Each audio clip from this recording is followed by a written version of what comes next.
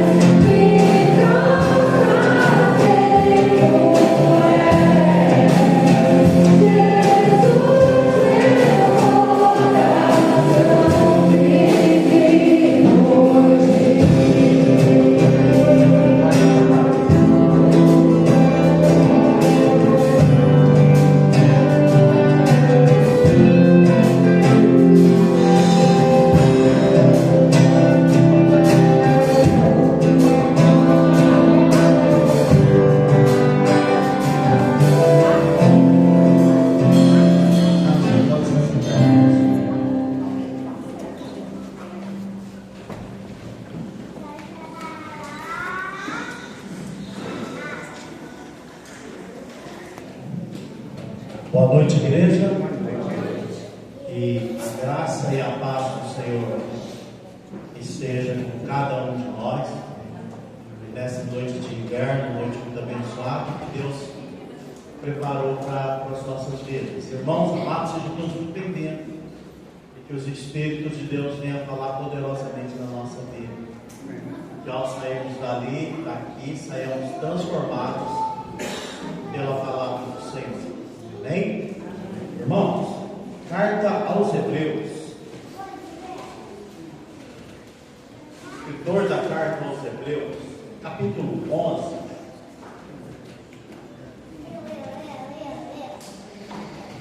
Quero convidar os irmãos que trouxeram suas Bíblias para esse texto. Ou então acompanhar conosco aí a leitura da palavra do Senhor, abençoada e poderosa palavra de Deus. Estou achando aqui.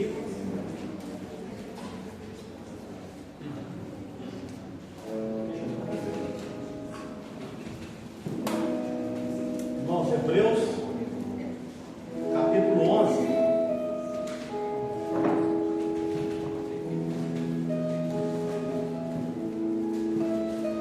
A palavra do Senhor diz assim: ora, a fé é a certeza de coisas que se esperam e a convicção de fatos que não se veem. Pois pela fé os antigos obtiveram bom testemunho, e pela fé entendemos que o universo foi formado pela palavra do Senhor, de maneira que o invisível veio a existir das coisas que não aparecem.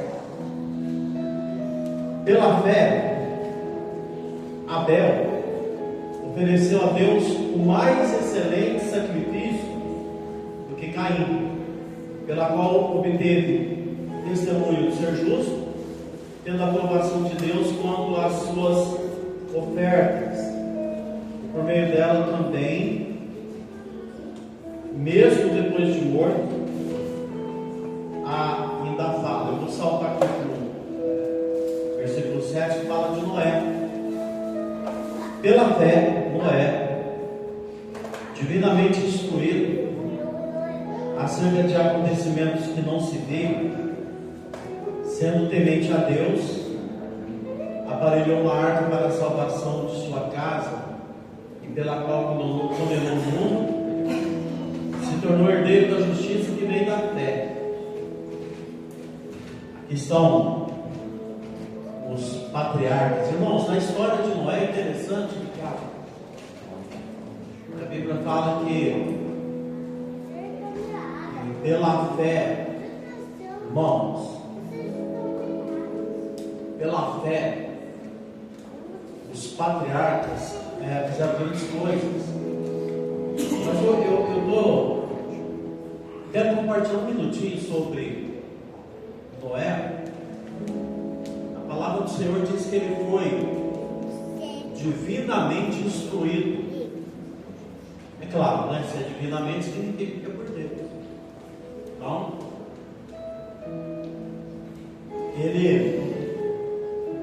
ouviu a instrução divina. O Campbell, filósofo e mitólogo, diz que as grandes universidades do mundo estão desvalorizando a linguagem do espírito. E aí eu fiquei pensando, né? Mas não é só as universidades, né? Quando você pega o testemunho do nosso povo lá na rede social, você vê que de Deus não tem nada. Cada palavra lá que a gente vê, o nosso povo, nosso amado povo que vai morar no céu, colocado nas redes sociais, eu acho que até o diabo está na lista dos crentes, né? Um chamando o outro de pula apelido, é uma coisa horrível, que não vale a pena a gente falar. Mas, irmãos, nós, como igreja, como servos de Deus, a nossa vida deve pautar nos ensinamentos divinos. Por exemplo, hoje é dia de culto, hoje é dia de ceia, e nós estamos aqui para celebrar uma graça, uma dádiva, né, de Deus na nossa vida. E isso vem do Senhor, e não tem, irmãos, não tem nenhuma explicação lógica.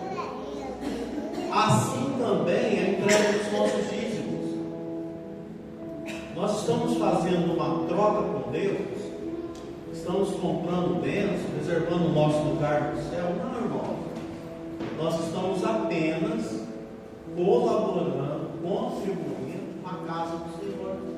Para que a casa do Senhor se mantenha de pé, para que ela cumpra os serviços eclesiásticos e para que ela cumpra a missão dela.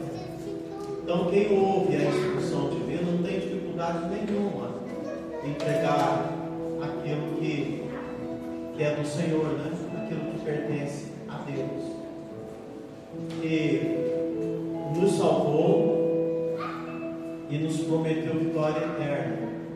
Então, se você trouxe o seu dízimo nesse momento, a sua oferta, segure na sua mão. O Davi vai estar orando, vai falar com Deus, entregar nas mãos do Senhor. E você sai do seu lugar, pode trazer aqui, ou fazer a transferência como tem feito. De qualquer forma, Deus estará te abençoando grandemente. Então, vamos colocar em pé, queridos. Vamos orar ao nosso Deus. Logo em seguida, a Jane vai estar ministrando os cantos de louvor e adoração do Senhor. Deus, muito obrigado pelo teu sustento, obrigado pelo teu cuidado, pela tua igreja, por cada um, Senhor.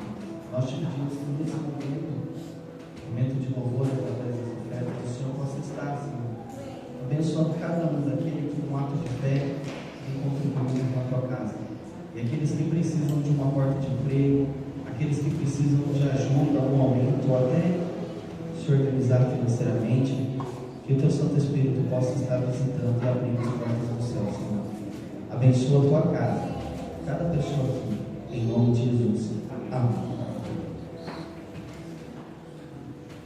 Então, se você trouxe a sua oferta, seu dízimo, pode colocar aqui no altar do Senhor. E nós continuamos nesse período abençoado de louvor e adoração ao Deus único e verdadeiro, Senhor das nossas vidas.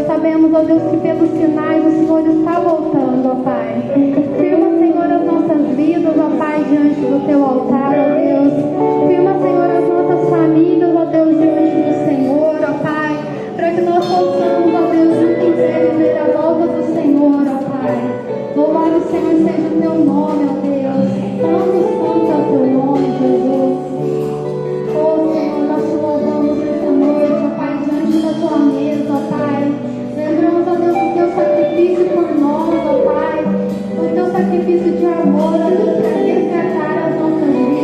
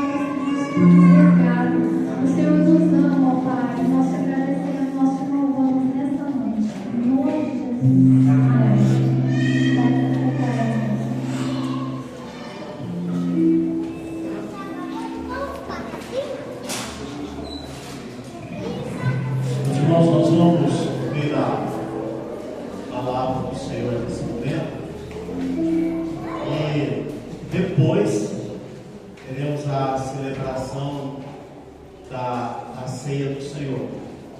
Então, participe todos. Mas antes nós queremos agradecer a todos que vieram da nossa confraternização no último domingo. Você ajudou muito, a muitos que não vieram, também colaboraram, se colocaram na presença de Deus pelo trabalho e acabou sendo aquela bênção para todos, não é? O pessoal que trabalhou aí incansável, a gente acompanhou o trabalho do Neto, da Sabina, depois uma outra equipe aqui, que veio da sustentação e aconteceu. E foi aquela bênção tremenda. Bom, aí lá no grupo, irmãos, lá no grupo nós temos comunicado do nosso encontro lá no sítio do Nelson da Celina. A semana que vem a Celina fala melhor, certo? Porque nós estamos aí com probleminha de datas, então a gente vai acertar isso aí direitinho durante a semana e domingo que vem, então ela vai comunicar. Eu quero, em nome da minha família, agradecer as orações que recebemos pela perda da minha irmã. Perda não, o passamento dela, as orações e também as palavras que nos deram forças para enfrentar aquele momento e que não passou ainda, não é? A força para esse momento que a gente está atravessando aí. E, lógico, né, pensando nas coisas do Senhor, fica não é que fica mais suave, né, irmão? Nós somos mais fortalecidos. Então é isso, o pastor Paulo vai ler o texto, vai trazer a mensagem e vai celebrar também, junto com o pastor Pedro, a ceia do Senhor lá na próxima mensagem.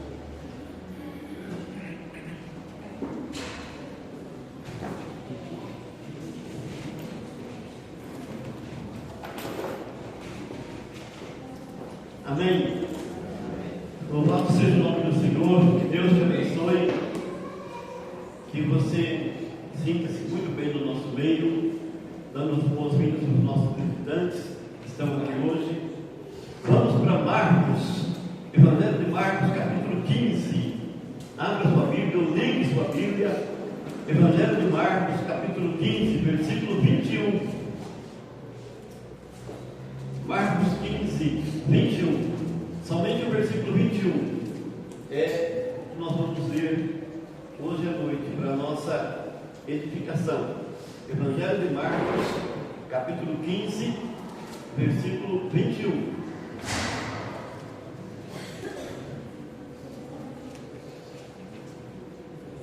Eu vou ler aqui. Os irmãos mantenham a Bíblia aberta, por favor, e nós vamos pensar um pouco nesse texto aqui. A palavra de Deus diz assim: e obrigaram a Simão Cirineu, que passava vindo do campo, pai de Alexandre e de Rufo, a carregar-lhe a cruz. Vou ler de novo, presta atenção. E obrigaram a Simão Cirineu, que passava vindo do campo, pai de Alexandre e de Rufo, a carregar-lhe a cruz. Somente o verso 21. Feche os seus olhos, mesmo assentados, vamos falar com Deus. Obrigado, Deus, por esse tempo. Obrigado pela oportunidade de nós lermos a Tua palavra e sermos alimentados por ela. Nós rogamos que o Espírito do Senhor fale conosco nessa noite, fale com cada um de nós, e que tudo seja para a glória do Teu nome, em nome de Jesus. Amém. Amém. Março de 1990, Brasil elegia presidente chamado Fernando Collor de Mello. Fernando Collor pega o Brasil numa situação ruim, porque o país estava ainda tentando sair daquele que foi chamado Plano Bresser, uma herança do governo anterior, José Sarney. E aí apareceu o Fernando Collor, que se auto-intitulava Caçador de Marajá. ele fazia vídeos correndo ali pelas quadras de Brasília, e ele assumiu, foi eleito presidente do país. E ele fez, então, uma época, uma ideia para tentar conter a métrica inflacionária que assolava o país na época. Ele teve uma ideia ousada e muito criticada pela maioria, inclusive, da população, se não, pelo menos uns 80% da população criticou essa ideia dele. Mas Fernando Collor de Mello confiscou a poupança. Você estava lá naquela época, você se lembra de um dia para o outro, todo o dinheiro que você tinha na poupança não estava mais disponível para saque. Ele confiscou todo o dinheiro da poupança e ficou lá. Foi uma ideia ousada e muito criticada, na verdade. A expressão que aparece nesse texto que nós lemos, olha lá, verso 21. E obrigaram. Essa expressão, essa palavra que aparece nesse versículo 21, ele, no seu sentido mais claro, é exatamente isso, é confiscar. Confiscar. Porque esse homem, do texto que nós lemos, Simão Cirineu, ele foi um homem que foi confiscado de si mesmo. Ele foi confiscado de si mesmo. Ele não tinha a opção de dizer não. Não tinha a opção de dizer não, não quero. Ele foi confiscado dos seus direitos. Foi confiscado de si mesmo. Um homem que, pela força da autoridade do Império Romano, que dominava não somente ali toda aquela região de Jerusalém, mas também ele dominava, o Império Romano dominava não somente aquela região de Jerusalém, a Palestina toda, mas também a terra do Simão. Simão era sirineu, ele era proveniente de Cirene, norte da África, ali às margens do mar Mediterrâneo. Simão sirineu. Ali em Cirene, no norte da África, havia uma colônia judaica. O Império Romano tinha a sua autoridade até ali. Então, esse homem que estava ali em Jerusalém, por causa da festa da Páscoa, foi confiscado de si mesmo. Teve o seu direito de ir e vir simplesmente interrompido, porque ele tinha que ajudar a carregar a cruz.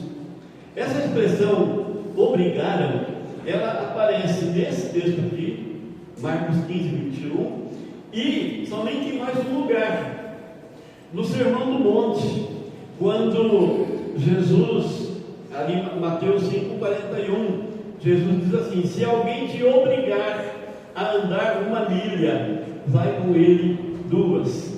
Jesus, sabendo exatamente como é que funcionavam as coisas por ali, ele ensina ali no Sermão do Monte: se alguém te obrigar, era uma obrigação.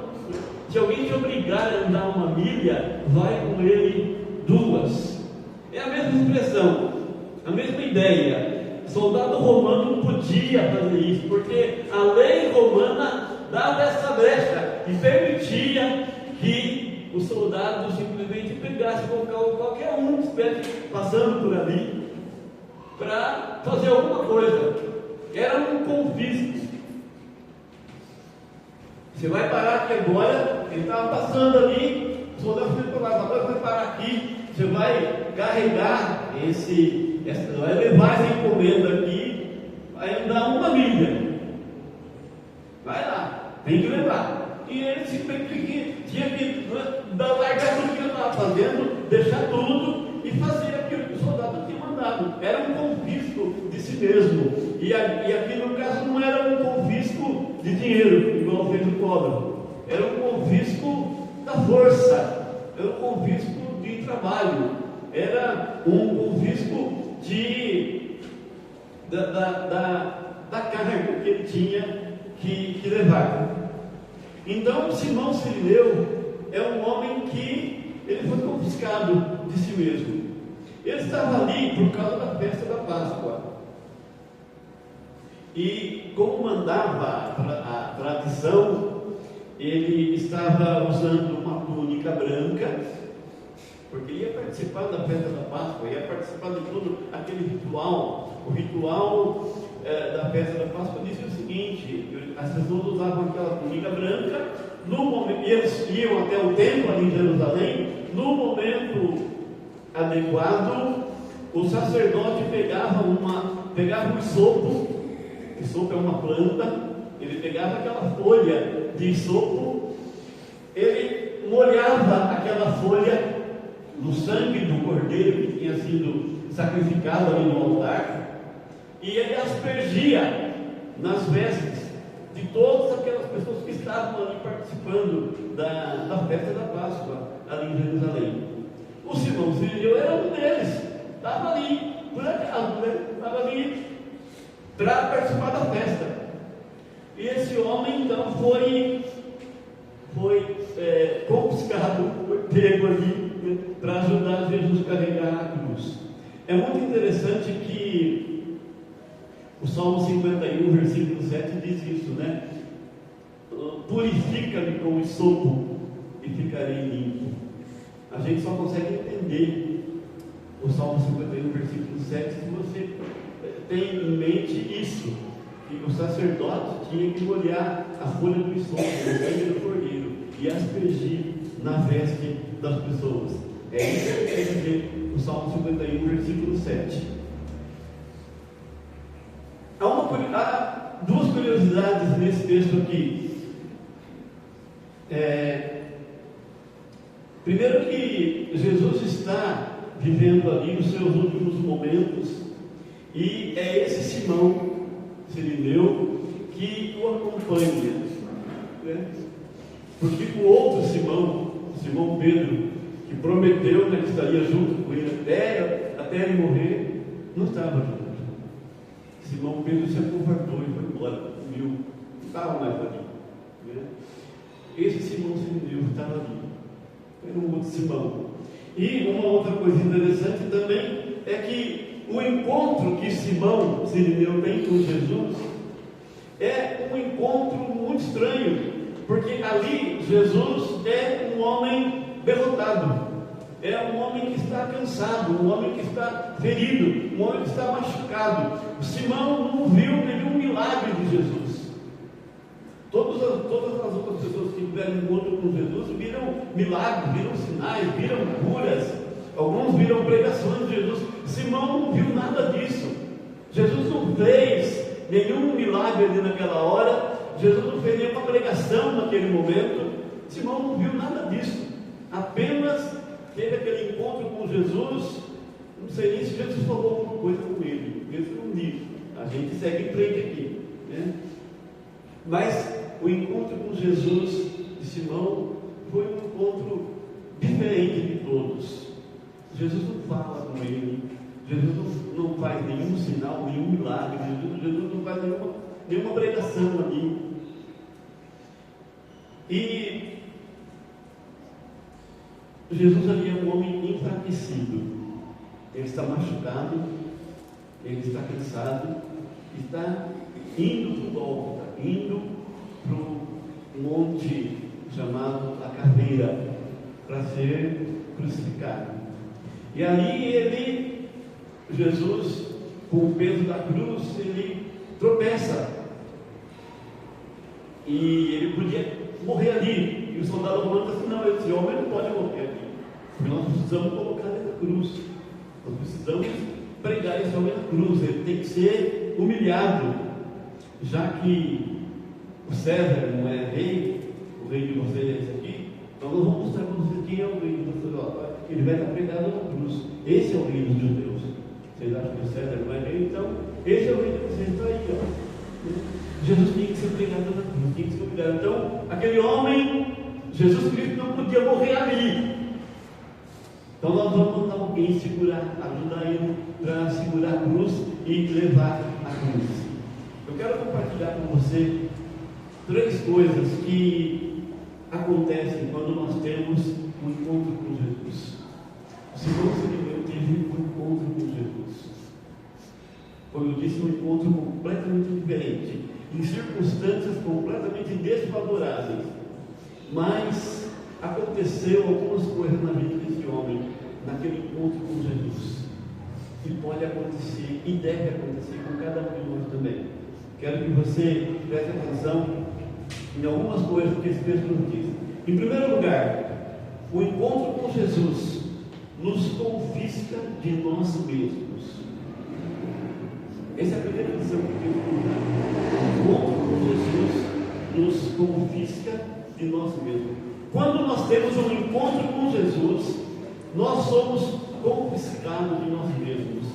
Quando o Espírito Santo habita em nós, nós somos confiscados dos nossos desejos, das nossas vontades, dos nossos vícios, da nossa arrogância. Tudo isso tem que morrer. Há um confisco disso, isso não nos pertence mais. Jesus, quando vem morar no nosso coração, há um confisco de todos os nossos desejos, de todas as nossas vontades. Você não faz mais o que você quer, você faz o que Ele manda, porque há alguém que está tomando conta da sua vida, alguém que está acima de você. Nós somos confiscados de nós mesmos. Há um hino antigo que diz: não sou meu, não sou meu, por Cristo salvo. E é isso mesmo. Quando nós temos esse encontro com Jesus, nós não somos mais de nós mesmos. Nós não somos mais de nós mesmos. O apóstolo Paulo diz, Gálatas 2:20, de maneira que já não sou eu quem vivo, mas Cristo vive em mim. E esse viver que agora tenho na carne, vivo-a pela fé do Filho de Deus, que me amou e a si mesmo se entregou por mim. Gálatas 2, versículo 20. O apóstolo Paulo diz: eu não vivo mais. Essa vida que eu tenho não é mais minha, mas Cristo vive em mim. O Espírito Santo confisca os nossos vícios, a nossa arrogância, os nossos planos. Nós não somos mais de nós mesmos, nós somos de Jesus. Nós não fazemos mais o que nós queremos, nós vivemos para aquele que nos resgatou, aquele que nos perdoou dos pecados. Nós vivemos por Ele. Agora você não faz mais o que você quer, você faz aquilo que é mandado. Acontece a morte do eu. A morte do eu. O eu morreu. Jesus diz para Nicodemos lá: importa-vos nascer de novo, porque há um novo nascimento e há o recomeço de tudo. Agora é uma nova criatura, uma nova pessoa, não mais vivendo como você quer, porque quem faz o que quer é menino. Quando nós temos um encontro com Jesus, há um confisco de nós mesmos. Nós não nos pertencemos mais, nós pertencemos a Jesus. Segunda coisa que acontece no encontro com Jesus: o encontro com Jesus abençoa a nossa família. O encontro com Jesus abençoa a nossa família, traz marcas para a nossa família. Olha lá, versículo 21. E obrigaram a Simão Sirineu, que passava vindo do campo, pai de Alexandre e Rufo. O evangelista Marcos faz essa menção aqui interessante, esse detalhe interessante. Quem é o Simão Sirineu? Ele é pai do Alexandre e do Rufo. Agora vamos lá para Romanos 16, versículo 13. Romanos 16, 13.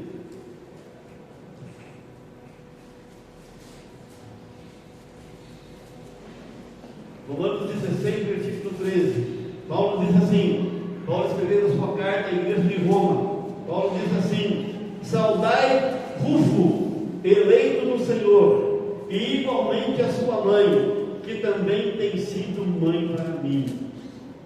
O encontro com Jesus marca a sua família, transforma a sua família, traz bênção para a sua família. Porque agora, esse homem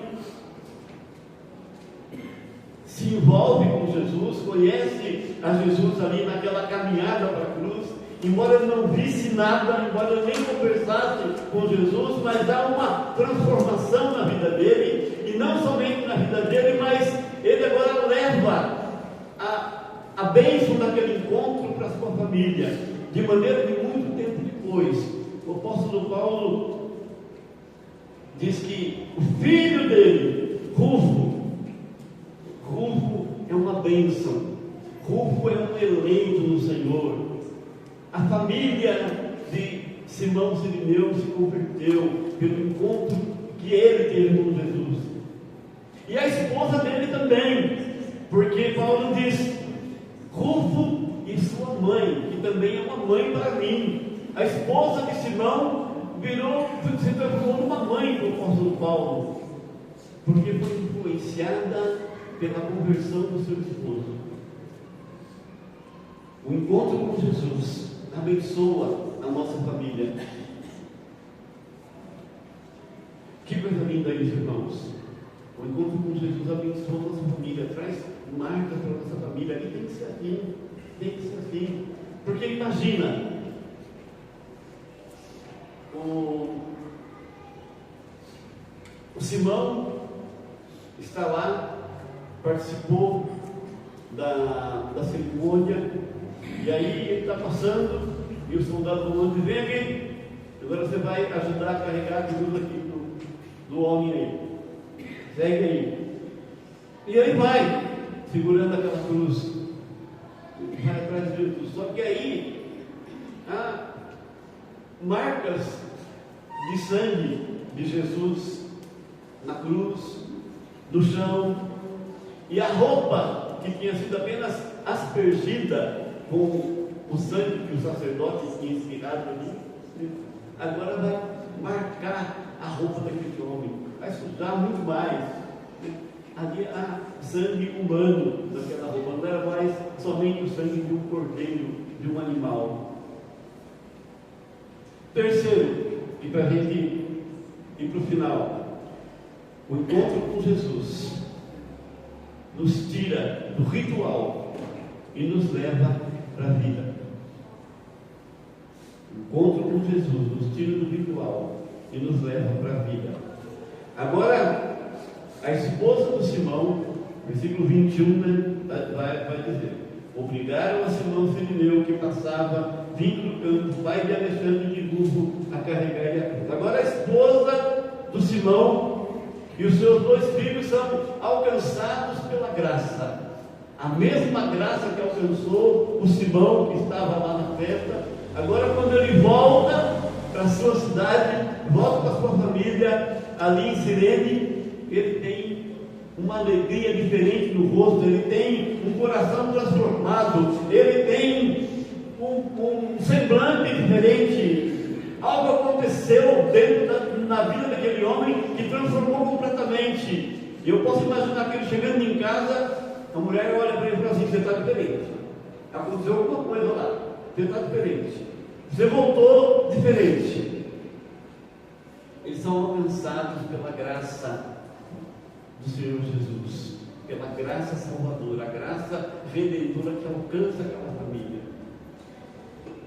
E Simão ali conversa com a família: hoje foi diferente, foi mesmo, foi diferente. E ele mostra a sua roupa. E os filhos falam assim: peraí, não era só para estar com os pingos de sangue, né? Por que está tão sujo de sangue aqui, né? Está lavada de sangue isso aí. O que aconteceu lá? E ele diz assim: eu encontrei o Cordeiro de Deus, Jesus Cristo. Vem, Jesus Cristo está ali. Eu encontrei com Ele. Ele foi até a cruz pelos nossos pecados. Eu fico pensando que a esposa de Simão e a dos primeiros falaram, não, papai, peraí, um pouquinho. Nós conhecemos a Torá, não é assim, o Messias não veio ainda. Não, veio sim, o Messias já veio. Eu vi ele, eu ajudei a carregar a cruz, e a prova está aqui. A prova está aqui. Esse sangue nas minhas vestes não é apenas o sangue do cordeiro, um animal que não pode fazer nada, que é apenas um ritual. Não, esse sangue aqui é sangue de um homem, é sangue do Cordeiro de Deus, que livra o mundo dos seus pecados. João Batista dizia isso: esse é o Cordeiro de Deus que tira o pecado do mundo. Eu encontrei Jesus, a minha vida foi transformada, a minha vida foi lavada, não somente a minha roupa, mas a minha vida foi lavada pelo sangue de Jesus. E não é um cordeiro animal, é um cordeiro, o Filho de Deus, que estava ali. Eu ajudei, eu vi, eu entendi que Ele morreu por mim. A nossa vida pode ser diferente quando nós temos esse encontro com Jesus, porque o encontro com Jesus nos tira do ritual e nos leva para a vida. Agora nós temos vida, e vida em abundância. Nós precisamos sair do ritual, nós precisamos entrar para a vida. O ritual que traz você para a igreja a cada domingo, mas do que adianta isso muitas vezes se você está cumprindo apenas um ritual? O encontro com Jesus tem que nos tirar do ritual e nos levar para a vida, experimentar a Jesus em todas as etapas da nossa vida. É no nosso trabalho, é dentro de casa, não apenas aqui na igreja como um ritual, mas nos levar para a vida. O encontro com Jesus livra-nos do ritual e nos leva para a vida. Cordeiro de Deus que tira o pecado do mundo.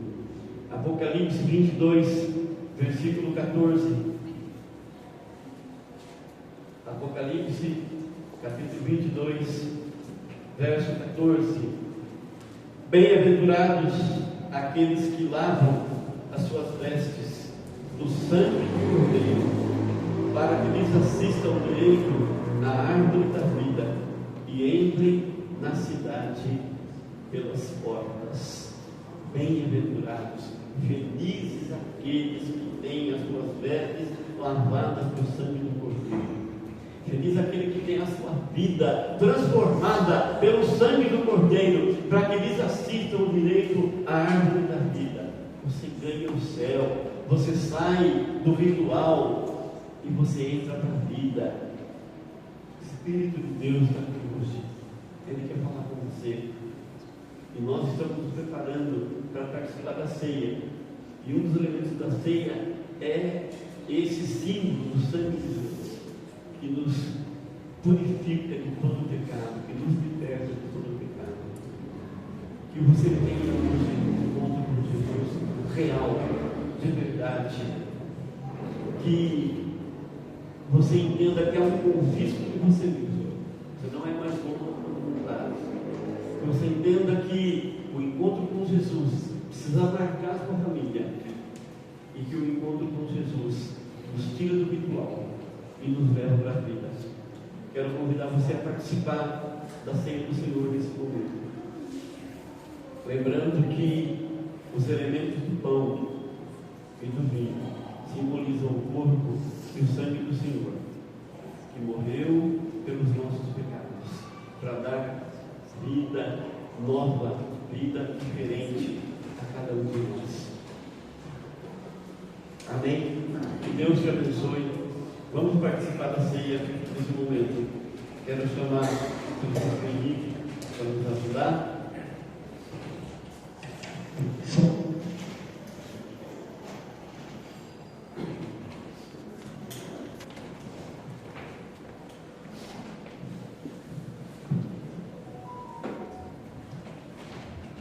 Chamar o Flávio também para nos ajudar aqui.